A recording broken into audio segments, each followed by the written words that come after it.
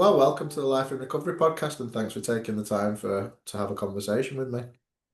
Well, thanks for having interest in having me on and this topic and all that. So, what I'd love to know about you really is kind of who you are now, and kind of how you got there, and what was your story of addiction and recovery that led you to be a therapist and an author, and somebody that's been in recovery for a great many years. Well, it's actually therapeutic for me to talk about what how I got here because I wasn't always here. And the other part is that I hear a lot of stories and people share their stories at meetings. And as a therapist, I hear stories. And I think the thing with my story, because I don't feel that I'm totally different than other people, but there is one part of it that does feel different to me. And that's the part that I don't have a tragic, crazy story. And I feel like people are often in the media looking for, that excitement and that wildness and that losing everything. And that's not actually most of people's stories. And so for me, I was almost afraid to tell my story for a period of time in front of other people that were in recovery because I felt like they were going to say, you weren't bad enough. You didn't fuck your life up bad enough. Like it's interesting. And so that is part of my story. Part of my story is functioning is that I started drinking when I was 14. I'm from New Bedford, Massachusetts, which is a fishing port in the armpit of Massachusetts. and I say that I grew up in a dysfunctional neighborhood, but less so my family. I'm an only child. I had loving parents. Of course, as a therapist, I sat here and analyzed the crap out of this. Trying to figure out like why am I an alcoholic? Um, but you know, all I can say is when I first drank when I was 14 years old, I blacked out. And I just but I like the feeling, even though I got sick that first time, the next day, I swore it off for a month, but there was something about it that I never I never drank better than that, if that makes sense. Like, it's not like I grew up and was matured with my drinking. So I was always a binge drinker, and I was also really good at school. So I was disciplined and I was able to control when I drank, but not how much I drank. So I knew when I went out that it was going to get ugly. So I just wouldn't go out before I had tests, things like that. In high school, it was probably a little bit more spread out just because I live with my parents. They didn't know what was going on. I hung out with people that partied. And honestly, drinking was the least of the problems where I grew up. There were so many drugs and people just doing wild stuff that I don't think I really stood out at that point, but I definitely always blacked out and thought that was normal. I also was involved in a ton of activities and sports and tri-captain and in all these clubs and had a ton of friends and did well in school, graduated with honors. And that I think was really a red herring and something that was very confusing throughout my life to myself and other people. So I went to college, which to be honest, like going away to college was a pretty big deal. A lot of people stayed local. A lot of people didn't go to college where I grew up. And so it was just freedom to me because my parents were on the stricter side. And when I got to college, I went to the University of Colorado at Boulder. If anybody knows anything about that college, it was like the number 2 party school in the 90s. So I chose well. And it it didn't disappoint. But again, I maintained my grades and I had this sense of discipline of like, I had rules, right? Because only alcoholics don't do these things. In my head, it was like, you must not be hungover for tests. When you take a test, you should get your homework done, your assignments done before you go out. um don't miss class because you're hungover. Like, I had all these rules, and so if I obeyed those rules, then that meant that I didn't have a problem. And other people believed my rules too, because they co-signed my crap. So also I was around a lot of people culturally, right? And I think, depending on where you're from in the world and in your country and different neighborhoods and different schools, you blend in. So I went to a party school and I blended in. In some ways, I think I took some things to the next level. I did have I was a little scrappy. And yeah, I got into a fight at a sorority that doesn't go over well in Colorado. People are real nice out there. So East Coast feistiness got me into trouble drunk, but there were just things that went on that stood out differently than other people, but I got away with it, my grades and all of that. I think everyone thought everything was going well. So when I graduated, I decided with three of my other best friends from my college sorority, we were going to move out to Los Angeles. And um, I was in television production at the time. And I moved out there, worked for the Disney Channel. And at that time, my friends and I were like, we gotta kind of, they drank with me, but I kind of was a level above. They were saying, I think that they were worried about my safety a little bit because now we're in LA. We're not in Boulder, Colorado, which is this like bubble. We got to go out together, come home together. Cause I would just take off. Like I literally would just take off and like wake up and not know where I was. Like it was wild. And we didn't have like the same GPS situation that we have now with tracking. And I really went off the grid.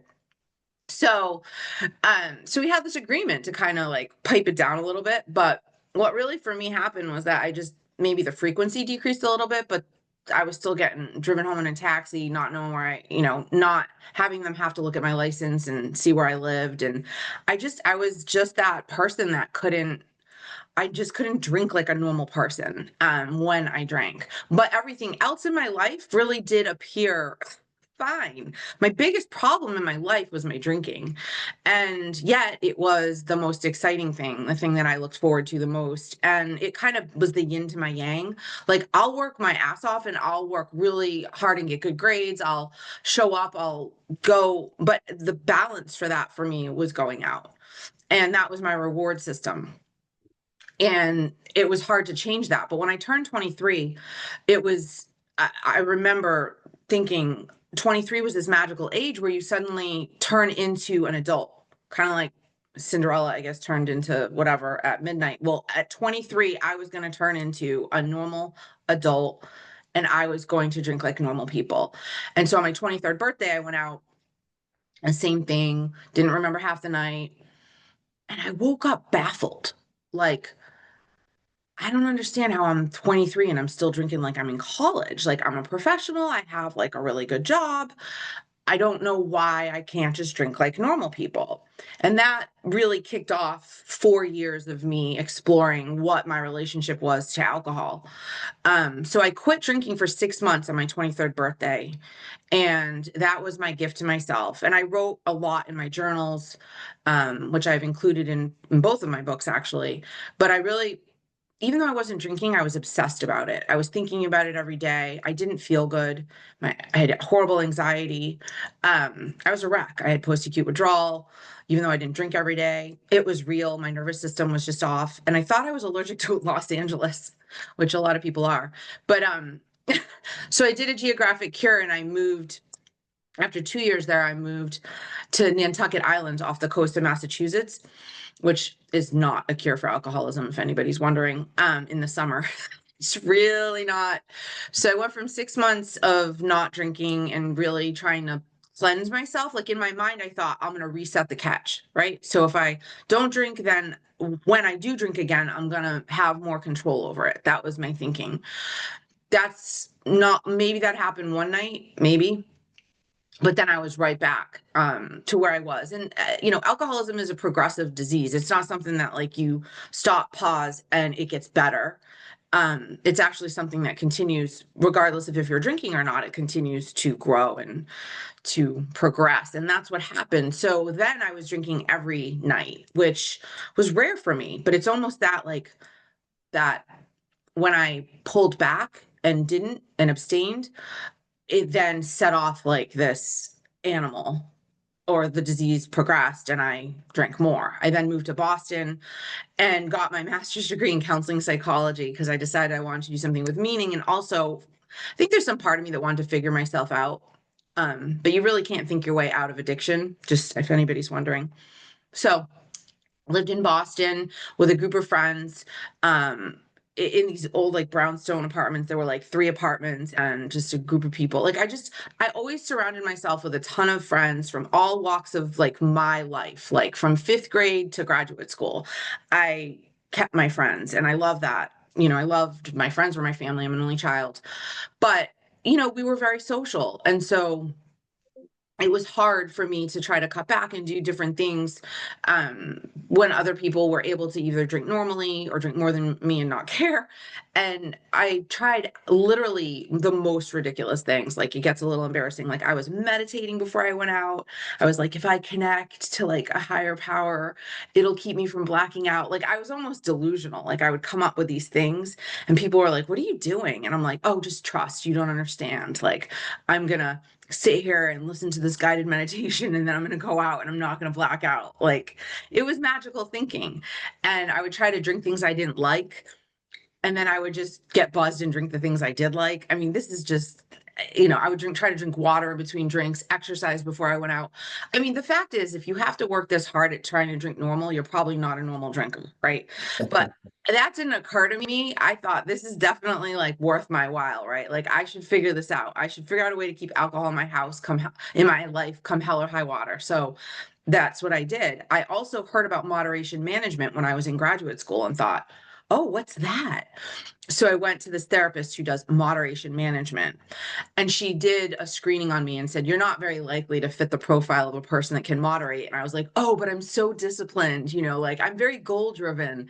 And she went along with me, but when I was keeping the logs, you're supposed to have 3 drinks a night, not more than 1 per hour.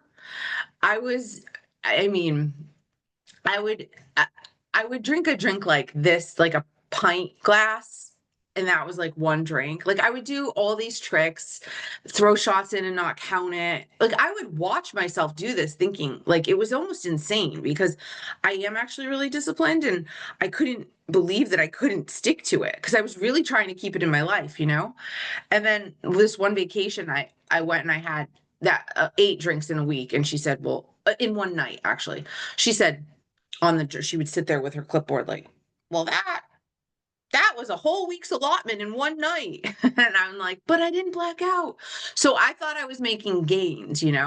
But then I miserably failed that. But the thing about it that was so helpful for me was I was gathering data, like some part of my subconscious registered that I couldn't moderate. Like I couldn't stick to the menu that I was given. And on my 27th birthday, it was the whole Janet Jackson, like Nipplegate wardrobe malfunction thing. I was out at a bar. I was out at a bar in Boston and there was a big screen up and like I never saw the thing happen because I was so out of it, drinking my 3 drinks that were really giant pint glasses. Like it was so ridiculous. And I woke up in some part of Boston somewhere, my usual shenanigans. And I just looked up at I remember waking up and looking up at the ceiling and being like, I literally can't do this anymore. Like I felt like I knew my friends were pissed at me. I felt like a hole in my soul, but I didn't have a hole in my soul when I started. And a lot of people that talk about addiction will say I tried to fill the void with the substance. For me, I feel like I created a void from it more. Like I felt whole and I felt like there was something I sensed that morning. And when I got home back to my apartment, I had 2 friends confront me. And it was just, really it was that moment that I was receptive when I never would have been. And so it was a really like a God thing for me because otherwise I would have just gotten pissed off at them. But I was open and I heard them and I saw one of them crying and how scared they get when I'd go out because I would just disappear and they just couldn't take it anymore. The fear that they had around my safety that I clearly didn't have for myself.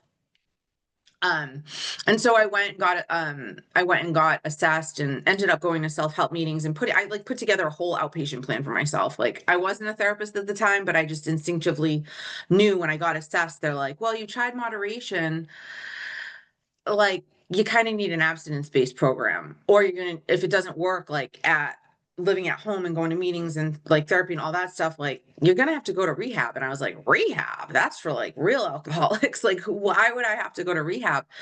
And I was determined not to go. because I just didn't think that I fit that profile. Really, I thought I was better than that, if I'm being honest, smarter than that. And I didn't have the losses that I thought people needed to end up there. Um, and those are the lies that I told myself, because I was exactly like everybody in rehab and everybody in the self-help meetings. I just it was just dressed up differently. It was educated differently. And I had financial support from my family through the years that other people maybe didn't have. So that's the lie, right? Is that addiction is different in people of different socioeconomic backgrounds, different races, different religions. Like, no, it doesn't discriminate, actually. And so that's a huge thing that I've learned through the years in my recovery, is that, while the stories at first turned me off and I would hear these people just talking about how they were living in their car and on the street and all this stuff, I would just be like, oh, that's not me. And I get freaked out, like, oh my gosh, I'm not really an alcoholic. And then I would start spinning. And after like 11 months, I was at a meeting and somebody said, only an alcoholic thinks that they need to hit a lower bottom to be an alcoholic. And I was like, oh shit, like that's me. Like, I keep thinking I have a couple good years left in me. Like, why do I have to stop now? And it's like, well, are you waiting for a tragedy? Was I waiting for something horrific to happen so that, I mean, horrific things had actually happened along the way. Like, I'd had car accidents, I'd hurt people, I'd put my life in danger. I just happened to like get out of them, you know? Um, and it's almost like people sometimes need a tragedy to get sober. And I hope that that's not the case. I hope people can get ahead of the curve, right? Get ahead before there's something tragic that happens. So I never drank again after my getting sober on February.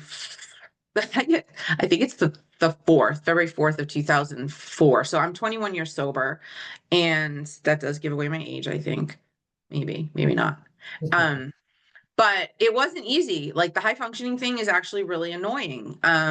There's a part of you that can start to doubt, like, that you were really that bad. Was it like, I don't understand, maybe next time it'll be different. And all these are the thoughts that addiction brings people back to drink and to use, is these repeated thoughts that are the addiction talking in your brain. And that voice is so powerful that it overshadows our own reason and logic. Like, we can be perfectly reasonable and logical people in our lives, but when it comes to a certain substance, or I mean behaviors, I mean, there's a million different addictions, right?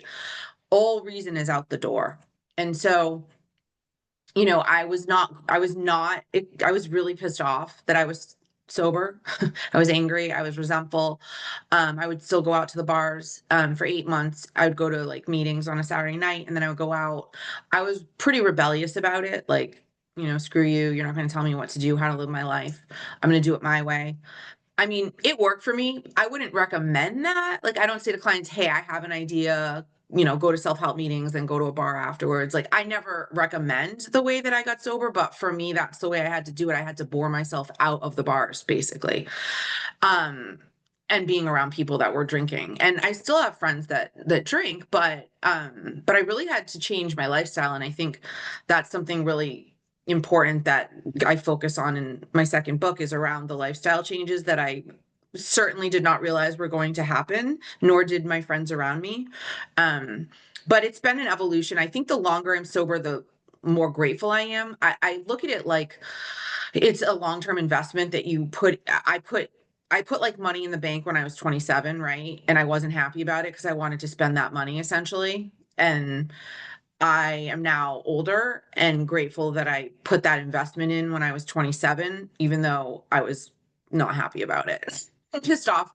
And probably for about 10 years I romanticized drinking for my cravings. I don't know if they went away. I did all the things.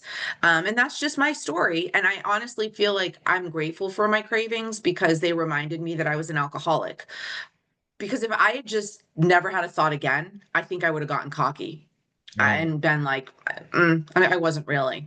So, looking hindsight's 2020, but But it's been a journey. I wasn't, I have different stories than other people in some ways. Like a lot of people talk about these pink clouds and how great they felt. Like I felt like crap first 4 years. Like it wasn't good. Um, but I didn't get sober for the reward. I got sober for my future. At 27, I had radical acceptance that I wasn't going to have the life that I wanted with a family and a career if I kept alcohol in my life. That was just the fact. I accepted that fact, even though I didn't like it. I hated that fact, but it was true. And so I went with that. And I got a lot of help, a lot of support, social support, therapeutic support. I treated my underlying anxiety disorder. Like I did this, all that stuff. And I still, have challenges in life, but there's nothing alcohol is ever going to make better. And now I'm in my 40s and I see people around me trying to get sober, and it's a nightmare. You have a family, you have kids, you have spouses that are pissed off. Like it's a nightmare. It does not get better. Like I'm glad I did it before I had so many entanglements in my life and obligations. And I could be selfish. I was able to be selfish with my recovery. But part of why I wrote my book, Parents in Recovery, is it's really, really freaking hard, like juggling a family and trying to focus on your own recovery. I was lucky because I was single. I didn't have children, but doing that with all of those layers it's hard. So that's that's my story. I'm sure there's a lot in there that, you know, I glossed over, but I think the story is of being the same boring cycle over and over again. That's the story. And the fact that you keep doing it is the definition of insanity.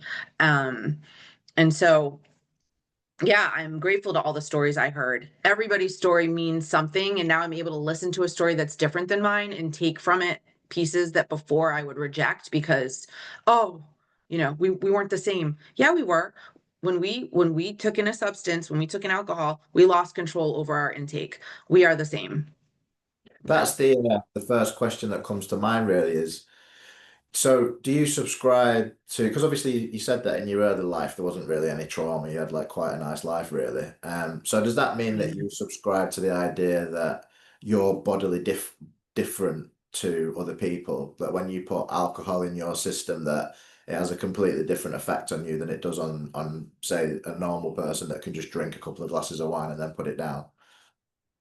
Yeah, I do in my case. I think there's different, like if I'm to speak to it kind of from like my therapist hat, I think that looking at me, I always had it always responded differently with me. I think alcohol is a central nervous system depressant. It calms you, right? For me, it actually energized me and made me almost like feel manic and like euphoric. And that's actually not a feature of alcohol. When you talk to normal drinkers that have a glass or two of wine at the end of the day, they're like, "Oh, I'm so calm and relaxed." I was like, "Ooh." And so it did something different in my brain. I also didn't get sick like I did that first time, but my body accepted alcohol in a way it shouldn't have. And I do believe that there is an alcoholism gene. It's a GABA receptor gene that some alcoholics have. And what it does is it changes the way your brain receives it. So some people inherit that gene. Other people, though, drink their way into alcoholism, right? So there are people that just had they not drank them like for that long and they pickled themselves, right? And they can't turn back into a cucumber. So I think there's different reasons. People are also trauma. Some people have horrific trauma histories, their brains got rewired, and then you throw alcohol in the mix. And, so there's different, I just think there's different explanations to alcoholism. But in my case, I do believe there's something in my brain where I receive alcohol differently and I have no shut off. Yeah, that's what I agree with absolutely, is that there's different types of alcoholics. Yeah. And that because my story is actually very similar to yours in the sense of like I was high functioning as well. I had some repercussions for my drinking, but the fallout wasn't particularly massive. So I really relate to your story. But so one of the issues that I have a bit of an issue with the word allergy in the big book, in the Huh? Alcoholics Anonymous big book, because I'm one of those people that like I'm very, very analytical, and I'm like I want it to be like right, like if I'm gonna talk about it or if I'm gonna say it or if I'm gonna write it down, I want it to be right. So in one of my books, when I was talking about like the allergy disease theory, I think that the doctor, in the doctor's opinion, didn't get that bit right. Like, I think that it's an intolerance, definitely an intolerance, which I certainly have, and it sounds like you have.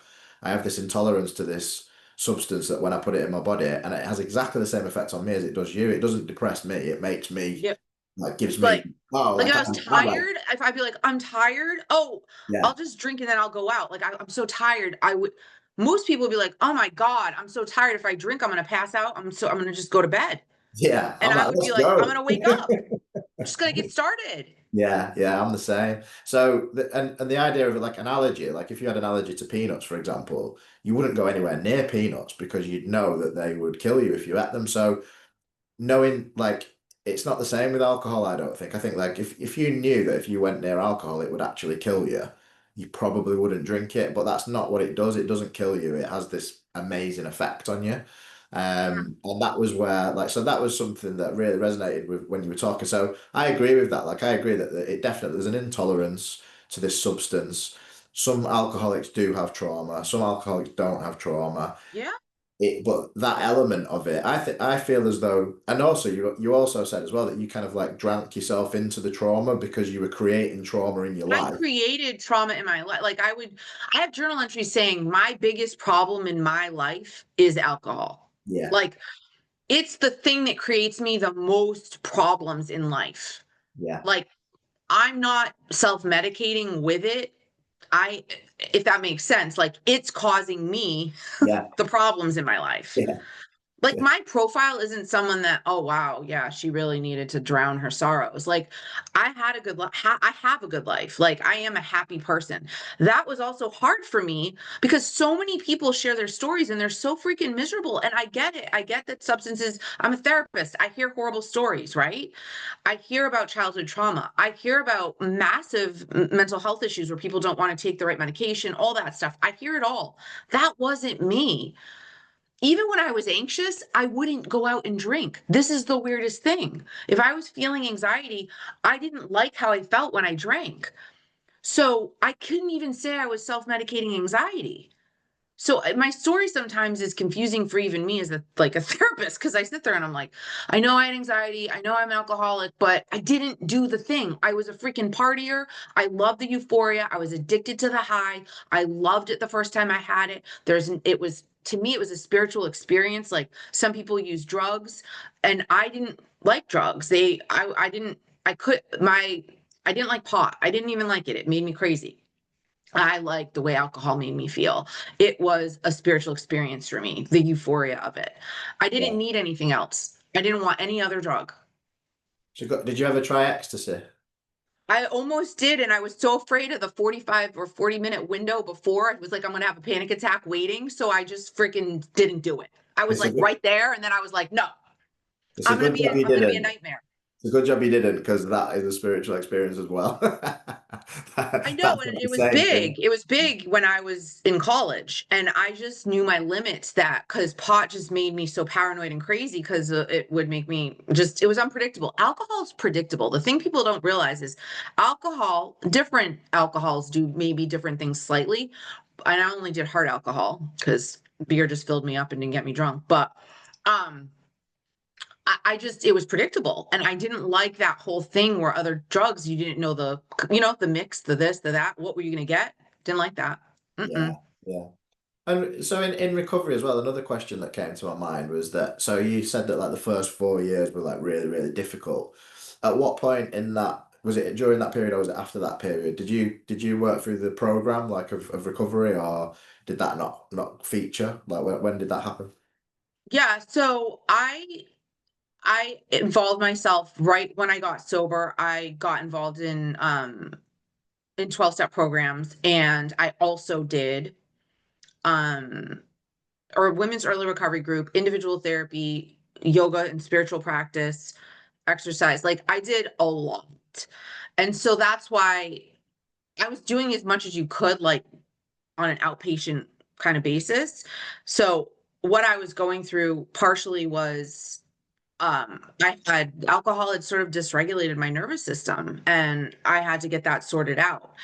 Um I also had issues with friends when I got sober, which totally baffled me because I believed that, when people want you to get sober, but then they don't realize what that entails and how you're going to change, and how, like, I was the connector and I brought all people together. And suddenly I'm like, sorry, not going out tonight, or whatever was going on. I changed all those dynamics. And I don't think people like change, I've come to realize, even if it's positive change. So I had a lot of just stressors in my life that felt sometimes worse than when I was drinking. But again, I just hung in there, and really the reward for being sober wasn't about things going well for me. It was really an avoidance of the consequences, and knowing this is what I need to do. Listening to the stories of hope that I heard, that things would get better, and they did. I also was able to write my first book in early recovery. I never would have been able to do that with a full-time job if I was drinking, because I did it like in the evenings and I did it on weekends. Like, I would just not have had that kind of dedication. So there were certain things that felt like born out of my recovery, and that was one of them.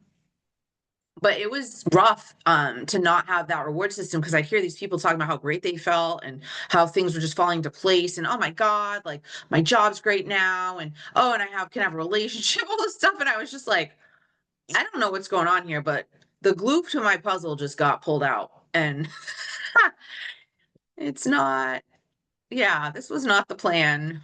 Yeah, but it's just that everybody's journey is different, isn't it? It Everyone, is, it is. you You can't really compare. can't Like you can't generalize. compare. Nah, you can't.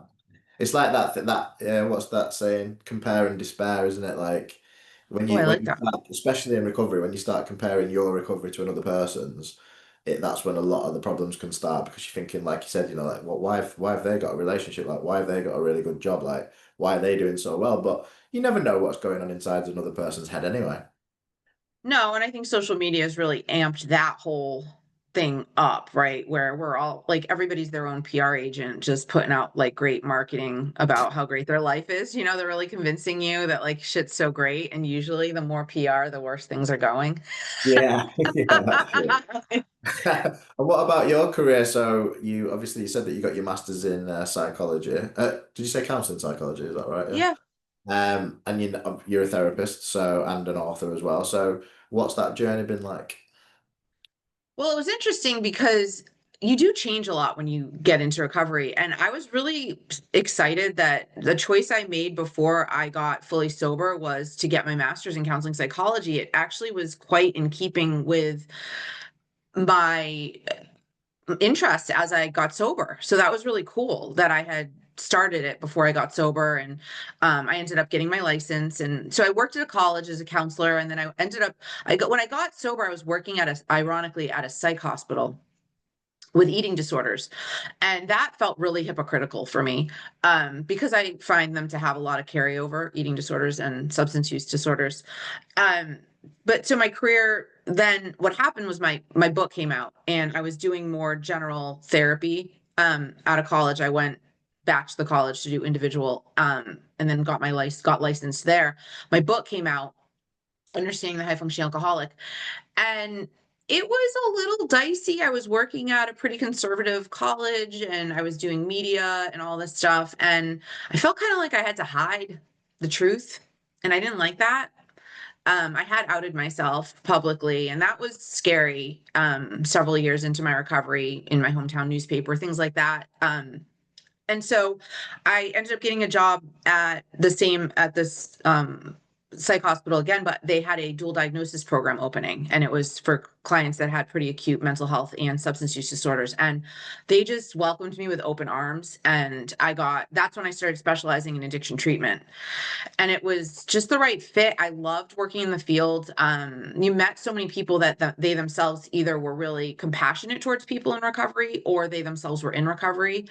Um, and I felt like there was such a synthesis between my recovery and my career. Whereas a lot of people get sober and their career has absolutely nothing to do with their recovery, I felt like I can write, like I have a Psychology Today blog, like I can write this, I can do public speaking, and I can do a podcast with you, right? I can do all this stuff, and it all goes with the field I'm in, and it's okay. I don't have to hide in a hole. And so that was really liberating for me. I ended up getting my advanced alcohol and drug counselor license, which I'm really happy about because that is my specialty. And I moved from Massachusetts to Connecticut after having my daughter, when she was around 2, and worked at a treatment program for young adult males. And I actually loved that population. They were hilarious. And I, I love the fiery adolescents.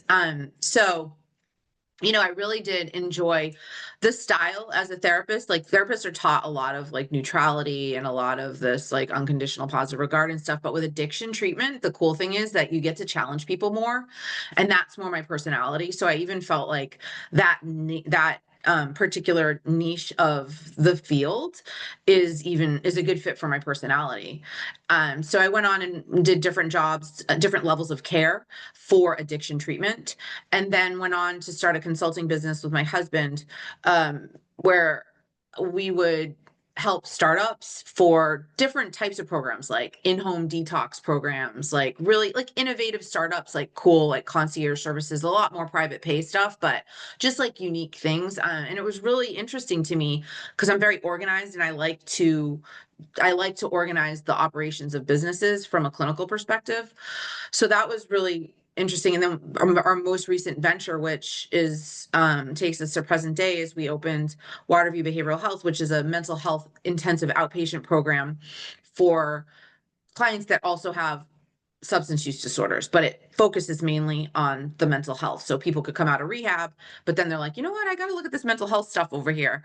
And that's I own it with my husband, and we have another business partner, and it's just really it makes everything I've done make sense because of this all the different things I've learned along the way and all the different businesses I've worked for all came into reality for this business. So yeah, I was able to write my book that came out this past year, Parents in Recovery.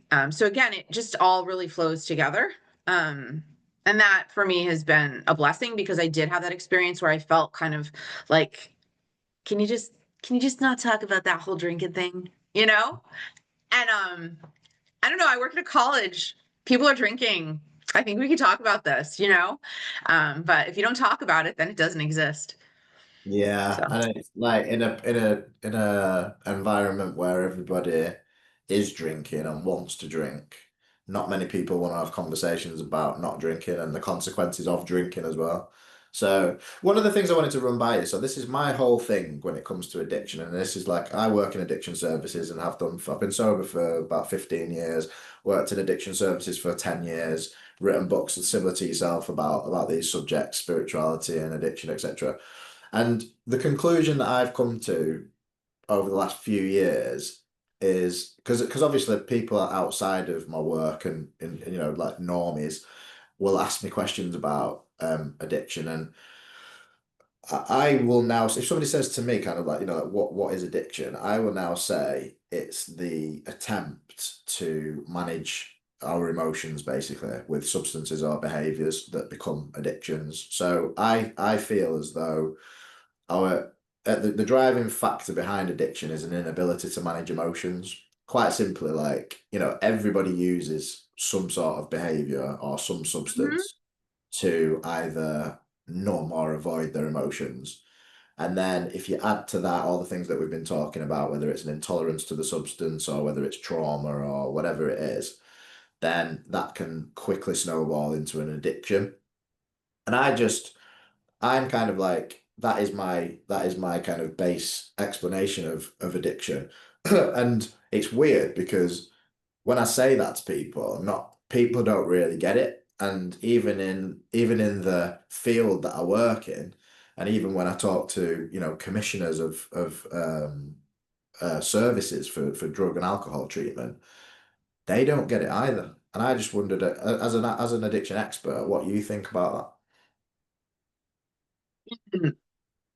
Well, I think I actually like your definition. I think for the most part, I do see what your definition is more what I see. I feel like I also was younger, when I was using, but if you keep using long enough, then you end up with your definition Yeah, because it becomes your only tool in your toolbox, right? yeah. That's it. So yeah, it doesn't always start off that way that you're Yeah, using it. yeah, Like for you and yeah, me, we started off yeah. using Yeah, you start substances. off innocent, Fun, partying, fun, just fun. Yeah. right? And then it becomes the go-to thing because I'm happy, I'm sad, I'm stressed, yeah, I'm this, I'm that, I'm what. Right. yeah. Yeah, And no, I really yeah, do. And I get to ask the same question, and it's actually frustrating for me because with with my field, it's like the diagnostic and statistical manual. I don't like the way that to be honest, I don't love it. I don't love it. It's better. DSM-5 is better. DSM-4 was an absolute nightmare. But so what I'll say, I don't have like a sentence the way you do, but for me, I try to do like I have like these 5 points. And it's like it you have once you have one drink in for alcohol in particular, it sets off a craving for more that you can't stop, right? Just like if you have an Oreo and you just can't have one Oreo, you eat the whole sleeve. That's how I liken that part of it. There's a mental obsession whether you are drinking about the next time you're going to drink, or when you are drinking, that where is the next drink right now? Like you're just not present. yeah, um that you're repeating the cycle willingly and unwillingly.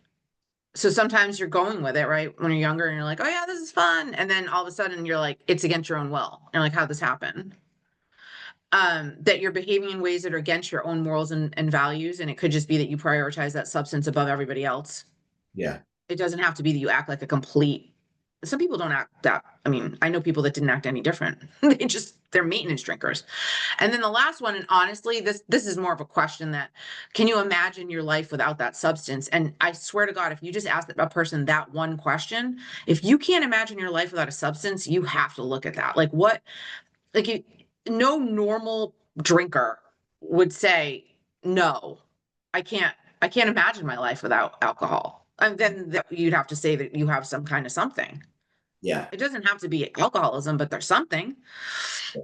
Well, I mean, So if you ask that question about something as simple as Facebook, can you imagine your life yeah, without Facebook? And they said, no, I can't. Well, then you'd quite easily be able to say, well, you're addicted to it. yeah, And they would probably say, yeah, I am. But when it comes to alcohol or drugs, obviously they don't want to admit totally. that. Because as soon as you admit that to yourself, you've got to do something about it, haven't you? That's why I think I was hanging on too to the semantics because I remember thinking once I know I'm an alcoholic, I know the treatment means you don't drink. Which yeah, we can get into the whole harm reduction and all this other crap. I don't want to get into it, but truthfully, the ideal top evidence-based treatment for addiction or for alcoholism is abstinence. Like we can talk about a million other options, but I'm going to just say that's the truth. May not Yeah. be the easiest, but it's the truth. And I knew that subconsciously that once you're in that bucket, that's the solution. And that's scary. Yeah, definitely. And there are people out there that, I mean, most people apparently, according to like the data on this subject, most people do grow out of it. Most Yeah, people actually stop you drinking or I using drugs know. on their own. Like But people I know that I drink with. It's so annoying. what? Yeah, yeah, me too. But what the data then doesn't show, and these are the questions that people never ask, is well, what does that person's life look like now without the drugs and the alcohol? Is that person obese? Is that person really struggling with their mental Mm, health? Has that person had suicide attempts? It's like, and this is where it all comes back to my thinking on it, is like if you were using something to manage your emotions and your mental health, then you take that thing away, unless you then do what we've done, which is recover, i.e., cover, have a fill the program, hole. get loads of counseling, like Yeah. do think like work on yourself, and then change, obviously, unless you actually do that work, you're always gonna reach for something. Yeah, Always. You're totally. like, It's whack-a-mole.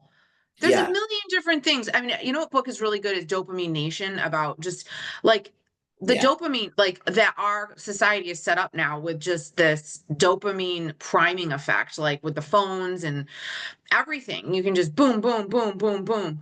And again, alcohol's the thing that worked for me, right? But I know people, right? Gambling, spending, sex, uh, electronics, online gambling.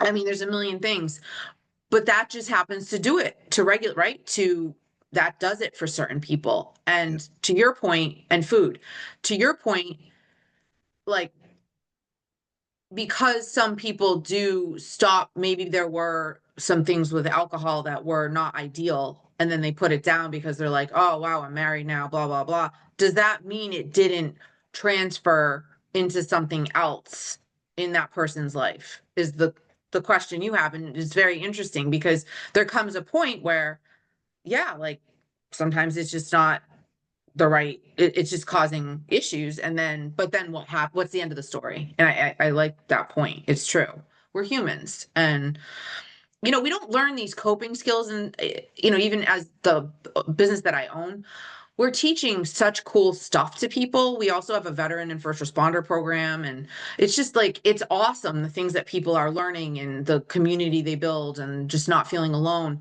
But like, does it really take to that point where people are so you know, miserable and just suffering that they learn coping skills? Like, why? I don't know why it's not sort of embedded more into our school systems. And, That's you, my that's my exact point with this is that like, this why is it what that we we learn it? Because why did we learn this that late? well, What? like, I mean, like for whatever reason, there's people like you and me that have learned this stuff later on in life, and then we can both see that if we were taught this when we were younger, in school, for example, we probably wouldn't have ended up where we ended up because we would have had the tools to be able to manage our emotions and manage our mental health. And, like all those times where you were like, I don't want to do this, but you do it anyway because you have that first drink. You might not have taken the first drink because you were I able didn't know. to, I didn't understand alcoholism. yeah. I literally didn't. I literally didn't. I didn't know that I could be one. Like, Yeah, me neither. And my dad was an alcoholic, and I didn't know it. My dad was in recovery from when I was 11. But oh wow. yeah, even when my dad was in recovery, I mean, like when you said, that you kind of knew that you had to stop. Well, I knew that I was I was possibly becoming an alcoholic, but I didn't know what that meant. Like like I was like, oh well, it feels like alcohol's becoming a problem. Like I'm finding Problem. it. Yeah, it's a problem. That's an easier word. Yeah, I'm finding it more and more difficult to stop when I start. I understood Yeah. that part of it, but I didn't understand any of the rest of it. And then, like as my recoveries, the years of my recovery have gone by, like they say in the rooms and in therapy, like you peel back the layers of the onion, don't you? And you start to learn about yourself in a way that you think, wow, I should have known this about myself from like the age of 12 or 13. Like it just wasn't the education just wasn't there. No, it wasn't. And I mean, again, I have a weird thing where I didn't feel like I would have had to get help for my anxiety sooner. I didn't deliberately feel that when I was anxious, I drank because it would actually make me feel weird. But I was having panic attacks at the age of like 11, and the pediatrician was just like, the EKG, like, oh, you're not having a heart attack, it's just anxiety attack. Me Oh, too. you're Me too. fine. Why And then was I that? was Why like, was that?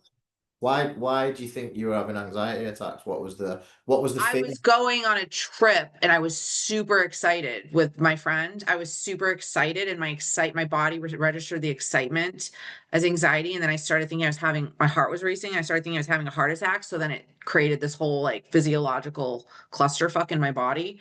Ah, And I didn't know what it was. And so I thought I was having a heart attack.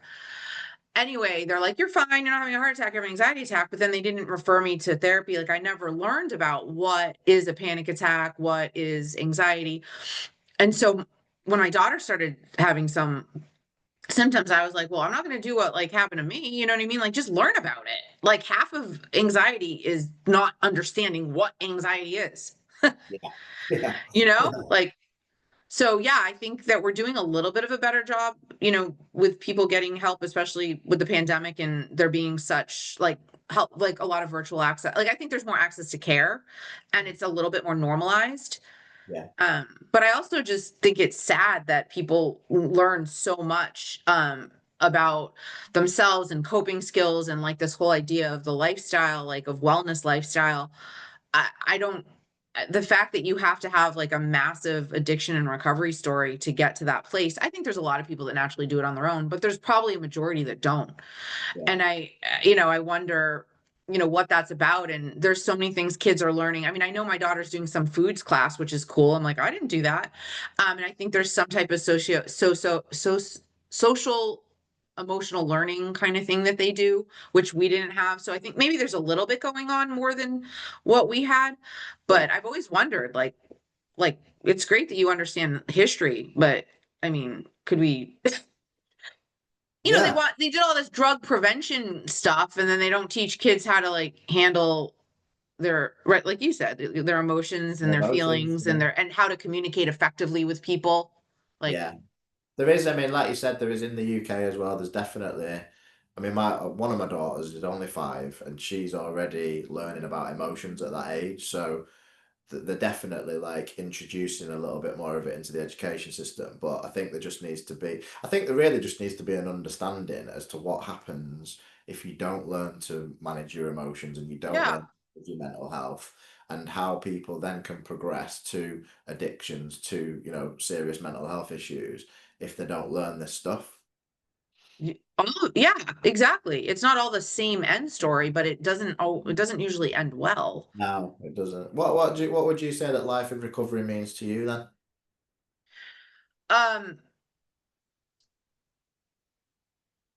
I would say it's hard to put into words. A progression of growth. I felt like when I was doing spiritual practice and had alcohol in my life, I had a chutes and ladders existence. And I feel that I'm able to have a more consistent growth trajectory and also no regrets. Yeah, Like my regret level is so minimal because I have conscious choice and I didn't have conscious choice with alcohol in my life.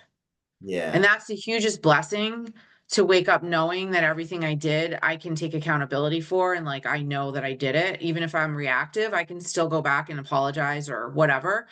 But yeah, that's just a huge, I have gratitude, immense gratitude. The longer I'm sober, I definitely wasn't like this in the beginning. Like, and people that talk like this would annoy me, actually.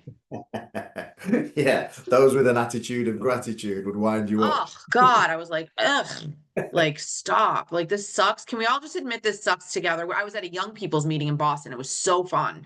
I didn't even know there were that many sober people in Boston, like young people. It Yeah, was just awesome. And getting sober in a city is real fun. Like it really is. It's social and um, but I was just like, oh my God, I'm not alone, like this is amazing. So yeah, there's gifts, but I definitely didn't feel them in the beginning, and I emphasize that point because you can't get sober just for a reward. It has to become intrinsic, like internal, like motivation, not just about getting something in return. It's not just transactional. It's a yeah. long-term investment. The balance that you get in your life is what you're talking about, isn't it? You just like you grow and you become more balanced as a person, and there's less peaks and troughs really. Yeah, Yeah. right. Which felt, what is it? Don't mistake peace for boredom. Yeah. Yeah. Well, that's I love beautiful. that. Thank you very much for joining me today because it's been a really, really lovely conversation. Where can people find you online? And if you can remind us of your book again. Sure. So my book is Parents in Recovery: Navigating a Sober Family Lifestyle, and it's available on Amazon, Barnes and Noble, and Bloomsbury, which I believe Bloomsbury actually has in a English. It is actually has a, I don't know, a department or whatever in England. So Yeah. that's where it's available. My website is bentonbhc.com, and I have my Instagram, I don't use it as much. It's Parents in Recovery. I do more on for my book on Facebook and LinkedIn, but I can get all of those links to you. I Beautiful. have a Psychology Today blog, which I think can be really helpful for people. I've been writing it for, gosh, over a decade. It's the high functioning alcoholic, and it's on Psychology Today. And I've also been doing like a 4 to 5 part Parents in Recovery series, which I'm gonna keep doing because I have that platform, and it's a great way for me to get the word out and support people. Awesome. Well, I'll put all the links underneath the videos. And yeah, thank you again for joining me, and it's been a pleasure. Thank you so much.